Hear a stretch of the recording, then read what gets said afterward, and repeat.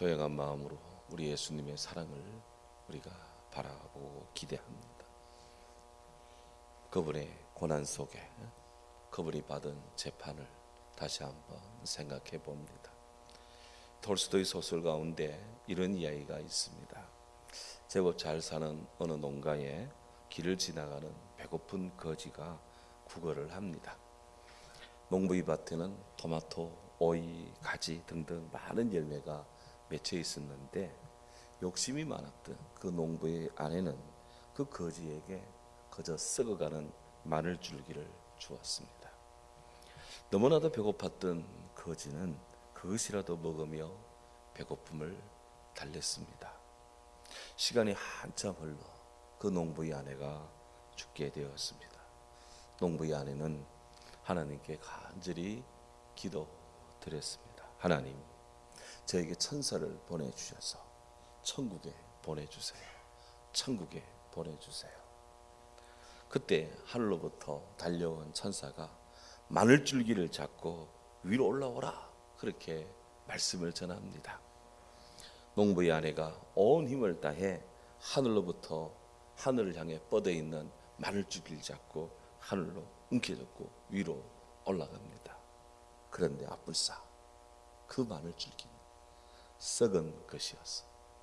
좀 올라가다가 그만 천국이 아니라 그만 줄이 뜨끈해져서 저 밑으로 끝없이 아래로 떨어져 버리고 말았다 라는 이야기입니다. 하나님은 모든 행위와 모든 은밀한 일을 선악간에 심판하시리라. 신고 뿌른 대로 거두는 하나님의 법칙을 거스르고도 온전한 일은 아직 세상에 아무도 없습니다. 요즘 세태에 대한 냉소와 부정적인 시선이 증폭되어 권악징선이라는 그런 신조어가 유행을 하고 있답니다. 권악징선, 착한 일을 권하고 악한 일을 징계한다는 권선징악을 뒤집은 신조어입니다. 악한 것을 권하고 선한 것을 징벌한다는 그런 권악징선의 시대는 아픔입니다. 예를 들면 소크라테스, 그가 받은 재판, 기원전 399년에 벌어졌던 그런 재판, 권선징악이 아닌 권악징선의 대표적인 케이스로 봅니다. 소크라테스는 그리스 사람들에게 신에 대한 불경건 그리고 청년을 타락시킨다는 그런 죄목으로 501명의 배심원들에게 사형 판결을 받았습니다. 소크라테스가 받은 재판은 소위 민주주의적인 재판 절차를 거쳤다고는 합니다만은 대중의 선동과 편견에 의해서 정의가 왜곡된 불의한 재판의 대표적인 사례다 하는 거예요. 갈릴리오 갈릴레이, 그가 받은 재판 또한 오판 중의 오판입니다. 갈릴레이는 폴란드 천문학자 코페르니쿠스가 주장한 태양 중심설, 지구가 태양을 돈다라고 하는 지동설을 전적으로 지지했습니다. 갈릴레이는 이 태양계의 중심이 지구가 아니라 태양이기에 태양이 지구를 도는 것이 아니라 천동설이 아니라 지구가 태양을 돈다고 죄송합니다. 그렇게 지구가 태양을 돈다고 주장을 했습니다. 당시 교황 우르반 8세는 태양이 지구를 돈다는 천동설에 반대하는 이 갈릴레이를 종교재판소에 회부했습니다. 그리고 그를 가택연금시켰습니다. 갈릴레이는 종교재판을 받고 법정을 나서면서 그래도 지구는 돈다, and yet it moves 라고 혼자말로 중얼거렸다고 하죠. 이처럼 정치적인 목적을 이루고자 대중의 히스테리와 편견을 추동시켜 뒤틀리고 왜곡된 잘못된 판결을 내린 재판 사례들은 역사 속에 부지기수입니다. 그렇다면 십자가에 못 박히신 우리 주 예수님께서 받으신 재판은 어땠겠습니까? 예수님께 십자가형을 가한 빌라도가 주도한 재판, 그 재판 또한, 우리 예수님의 재판 또한 불의함이 가득합니다. 오늘 성경을 보면 그들이 예수를 가야바에게서 관정으로 끌고 가니, 빌라도가 있는 관정으로 끌고 가니 새벽이라, 이렇게 말합니다. 살펴보면 우리 예수님의 십자가 죽음과 직접적으로 관련된 사람들이 많이 있습니다. 첫 번째는 가룟 유다를 꼽을 수 있습니다. 그는 그의 스승 예수님을 은 30냥에 팔아버렸습니다. 요셉은 은 20냥에 팔렸는데 예수님은 은 30냥에 팔렸습니다. 두 번째로 로마군 천부장과 그 하속들, 그들은 예수님을 체포해서 결박을 합니다. 그리고 세 번째, 당시 유대의 대제사장이었던 가야바, 그는 전국의 안정을 위해서 예수에게 사형 언도를 내려야 된다고 그렇게 선동을 합니다. 가야바는 유대인들에게 한 사람이 백성을 위하여 죽는 것이 오히려 유익하다, 시대를 위해 유익하다 라고 그의 장인 안나스에게 조언을 합니다. 네 번째로, 이 가야바의 장인 안나스, 그는 가야바의 앞선 전 대제사장이었는데 그가 체포되어 온 예수님을 1차로 신문을 합니다. 하지만 별다른 소득이 없자 그를 끌고 빌라도에게로 갑니다. 빌라도가 내가 너희 왕을 십자가에 못 박으랴 라고 그렇게 묻자, 오늘 성경에 보면 가야바와 안나스 그 대제사장들의 군속들이 가이사 외에는 우리에게 왕이 없습니다. We have no king but Caesar, 이렇게 대답을 했습니다. 다섯 번째, 로마 총독 빌라도입니다. 빌라도는 예수님을 2차 신문을 한 그런 당사자로서 예수님에게 십자가 사형을 언도한 로마의 총독입니다. 우리는 사도신경을 고백할 때마다 본디오 빌라도에게 고난을 받으사 라고 계속해서 그가 예수님에게 십자가의 죽음을 내렸다고 우리는 계속해서 고백하며 하나님께 탄원하고 있습니다. 여섯 번째, 헤롯이 있습니다. 빌라도는 예수님을 신문하는데 너무 부담이 돼요. 그래서 살펴보니 예수님이 갈릴리 출신인 줄 알고 당시 갈릴리를 관할하고 있던 헤롯에게 보내어서 신문을 받게 합니다.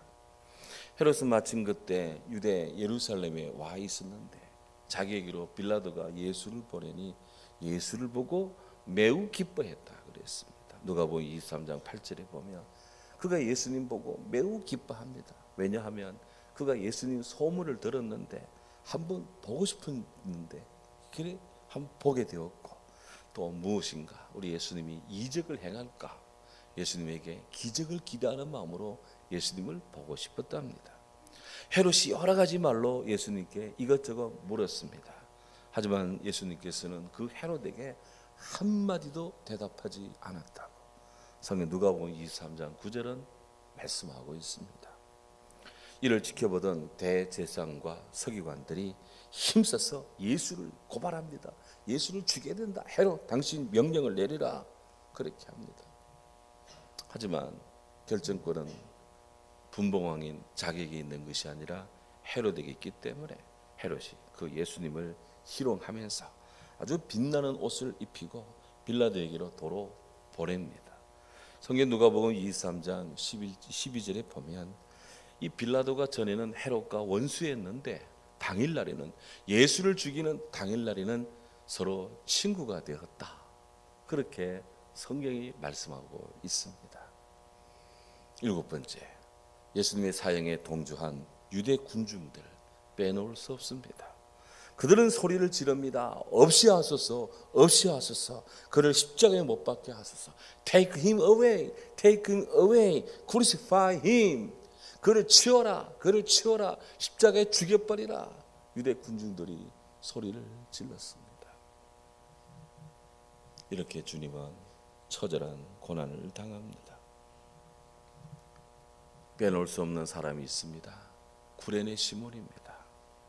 너무나 심한 고초를 받은 채 무거운 십자가를 메고 가다가 쓰러지는 예수님. 그 예수님의 십자가를 억지로지만 대신 지은 자가 구레네 시몬입니다. 그런 예수님의 십자가를 대신 지고 그 비아 돌로로사, 그 고난의 길 언덕을 올라갔답니다. 성경은 그를 기억합니다. 9번째, 로마 군병들. 그들은 예수님을 십자가에 못을 박아 사형을 집행합니다. 최종 확인 사살까지 합니다. 10번째, 이렇게 돌아가신 예수님의 장례를 치른 분이 있습니다. 아리마대 요셉입니다.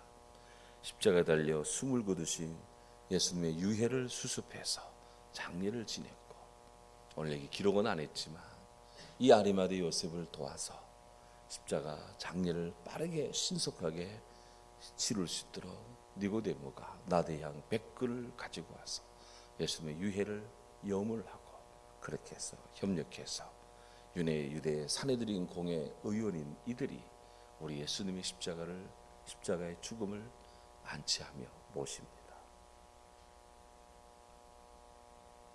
이제 다시 본론으로 돌아갑니다. 오늘 요한복음 18장 28절에 의하면 유대 종교 지도자 전 대제사장이었던 안나스, 현 대제사장인 가야바, 이들이 의장으로 있는 사내들인 공회, 오늘날의 우리나라 국회 같은 그 사내들인 공회 군속들이 새벽녘에 예수님을 끌고 빌라도가 머물고 있는 그런 관정으로 끌고 갔습니다. 짐승 끌고 가듯이, 유월절 어린 양 끌고 가듯이 예수님을 짐승처럼 취급해서 끌고 갔습니다. 원래 이 사내들인 공회는 주전 2세기 예수님 오시기 한 200년 전부터 주후 70년까지 로마에 의해서 멸망될 때까지 한 270년 정도 유대 사회의 종교, 사법, 행정을 총괄하던 그런 71명으로 구성된 유대 최고 의결기관이었습니다. 로마는 유대를 정복했지만 유대인들의 이런 나름의 신앙적인 자치권을 인정해 주었습니다. 그래서 여기에 대제사장을 의장으로 해서 바리새인, 사두개인, 장로, 서기관들이 71명이 구성되어서 유대인들의 그런 내치를 했습니다. 요세푸스에 따르면 사내들인 공회가 예수님을 끌고 예수님을 죄 있다 그렇게 유죄 판단 내려서 그들이 끌고 간 곳은 빌라도가 있는 곳, 예루살렘 서북쪽에 있는 로마 군인들이 주둔하고 있던 안토니오 요새였습니다. 2011년도 우리 성유순례 갔을 때 우리는 새벽녘에 그 안토니오 요새 앞에서 그렇게 애타하며 마음으로 기도했던 적이 있었는데, 바로 그 안토니오 성에 그들이 예수님을 끌고 갔습니다. 그날 성경에 따르면 예수님을 끌고 안토니오 요새의 정문에 갔던 이 유대 사내들인 공회원들, 이들은 로마 병영 안으로는 들어가지 않았습니다. 그 성문 병영 문 밖에서 그들은 예수를 못 박으라고 소리치면서 빌라도에게 인계를 하고자 합니다. 그들은 왜 병영 안으로 왜 안 들어갔을까? 두 가지 이유가 오늘 성경에 나옵니다. 하나는 유대 종교 지도자들, 소위 거룩한 대제사장을 비롯한 유대의 이 바리새인, 이 구별된 자들이 저 이방인들, 지역의 땔감으로 여기는 이방인들, 로마 군병의 병영 안으로, 그것도 유월절 거룩한 절기에 들어가서 굳이 몸을 더럽힐 필요가 있느냐 해서 들어가지 않은 거예요. 또한 동시에 그날이 유월절입니다. 밤새도록 초저녁부터 예수님을 체포하기 위해서 모의했고, 예수님을 잡느라고 또 예수님을 신문하느라 헤롯과 빌라도 사이를 오갔기 때문에 이들이 재판하며 예수를 끌고 다니기 때문에 아직 유월절 만찬 식사를 하지 못한 상태예요. 그래서 유월절이니 유월절 만찬 쓴나물 그리고 이 무교병 떡을 먹어야 됐다. 빨리 예수를 빌라도한테 넘기고자 문 밖에 들어가지 않고 문 밖에 서서 소리를 지르고 막 그렇게 야단법석 소유를 일으킵니다. 요한복음 18장 29절에 따르면 빌라도가 밖으로 나가서 너희가 무슨 일로 이 사람을 고발하느냐라고 물어야만 했습니다. 어지간하면 총독 앞으로 끌고 오는데 유대인들이 하도 문 밖에서 병영 문 밖에서 난리를 치니 총독이 무슨 일이냐 해서 급이 있기 때문에 그들을 만나러 밖으로 나갔습니다. 예수님을 끌고 온 자들이 소리칩니다. 이 사람이 행악자가 아니었다면 우리가 당신에게 넘기지 않았을 거요 라고 합니다. 빌라도가 그러면 너희가 데려가서 너희 법대로 재판하라 그렇게 했더니 유대인들 오늘 본문 18장 31절에 보면 우리에게는 사람을 죽일 권한이 없습니다. 예수를 죽이고야 말겠다는 살인의 저기가 죽여야 되겠다는 그런 피를 봐야 되겠다는 그런 저기를 숨기지 않습니다. 가장 거룩한 사람들이 가장 사악한 짓을 지금 마다하지 않고 있다 이것입니다. 이렇게 빌라도와 유대 종교 지도자들이 예수님을 고발하는 말들이 오고 간 뒤에 빌라도가 다시 관정에 들어가서 예수를 부릅니다. 그래서 묻습니다. 당신이 유대인이 왕이요? Are you the king of the Jews? 당신이 유대인의 왕이냐? 이렇게 해서 유대 종교 지도자들인 대제상 그룹에 의한 예수님에 대한 종교 재판 그리고 로마 총독에 의한 공식 재판이 시작이 됩니다. 정리해 보면 우리 예수님께서는 재판을 이중으로 받았습니다. 겟세마네 동산에서 기도하시다가 주님은 가룟 유다의 안내를 받고 온 일단의 군졸들에게 체포가 된 뒤 갈보리 언덕 골고다 언덕에서 십자가 처형 당하기까지 이중 재판의 순환을 당했는데요. 하나는 유대 대제상들을 필두로 하는 산헤드린 공회로부터 종교 재판을 받았고 이어서 본디오 빌라도에게서 로마법에 의한 재판을 받았습니다. 그렇다면 예수님께서 십자가형을 당하시기까지 받으신 재판은 유대 율법적으로나 로마법적으로나 정당한 그런 옳은 재판이었습니까? 아닙니다. 1세기 유대인들의 법 전통, 구약의 법 율법적 전통에 근거한 그들의 사법적 판단에 따르면 유대인들은 중요 사건을 처리할 때 굉장히 엄격한 절차를 준행하는 것으로 유명했습니다. 먼저 그들은 극형이 선고될 수 있는 사건의 경우 무죄를 주장하는 변론을 먼저 들었습니다. 이 사람이 죄 있다 하는 이야기를 먼저 듣는 것이 아니라 이 사람은 그래도 무죄를 될 수 있는 가능성이 있지 않느냐. 요즘 흔히 하는 무죄 추정의 원칙 이들은 벌써 2000년 이때 적용을 했습니다. 재판장들은 고발당해 온 사람들을 그냥 무조건 처벌 일벌도록 하는 것이 아니라 그래도 그에게 죄를 없애해 줄 구제해 줄 그런 여지가 없는지 그것을 판단하려고 최선을 다해서 사안을 살펴야 했습니다. 또한 이 재판관들은 고발당한 사람에게 유리한 주장은 할 수 있지만 불리한 주장은 할 수가 없었습니다. 또한 증인들은 자신이 하는 증언에 대해 심각성을 엄중히 경고를 받고 그 말 한마디 한마디에 굉장히 제대로 제대로 된 증언을 해야 했습니다. 아니면 그렇지 않으면 생명에 대한 대가를 받아야 했습니다. 거짓말을 한다거나 혹은 거짓 증언을 한다거나 하면은 반드시 그에 대한 처벌을 받게 되어 있습니다.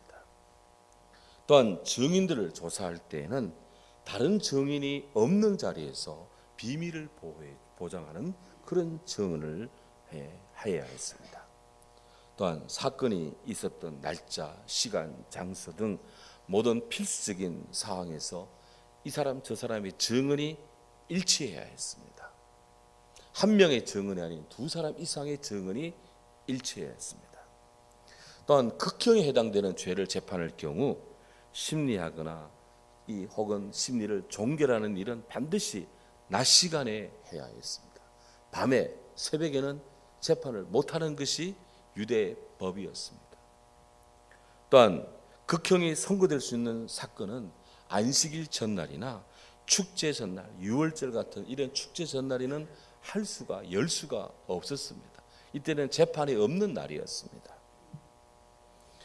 극형이 선고될 수 있는 그런 사건의 경우 무죄 판결이 내려지면 당일에 사건을 종결할 수 있지만 유죄 판결이 내어 그를 사형에 처한다면 이튿날 그 판결을 내려야 했고, 그리고 판결을 내린 대로, 선고를 내린 대로 바로 형을 집행했습니다. 그리고 극형이 선고될 수 있는 사건의 경우 최소한 23명의 재판관이 심리를 해야 했습니다.